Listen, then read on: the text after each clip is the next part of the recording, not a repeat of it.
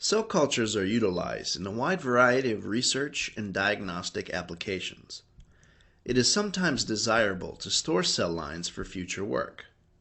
To preserve cells, avoid senescence, reduce the risk of contamination, and minimize the effects of genetic drift, cell lines may be frozen for long-term storage. In this video, we show you how to freeze cells grown both in monolayer and in suspension, and how to thaw them for growth once again.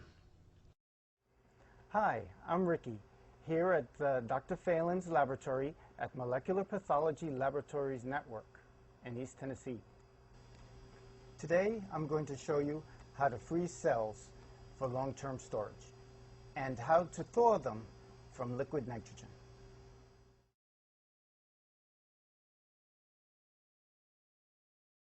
To freeze human adherence cells, you start by lifting them from the plate as you would if you were passaging them. Keep in mind that it's best to use cells that are in their log phase of growth for cryopreservation. Once the cells have detached and you've stopped the trypsin reaction by adding serum or medium containing serum, transfer the cell suspension to a sterile centrifuge tube and add 2 mL complete medium with serum. Cells from 3 or more dishes from the same subculture of the same source can be combined into one tube. Centrifuge the cells for 5 minutes at 300 to 350 Gs at room temperature.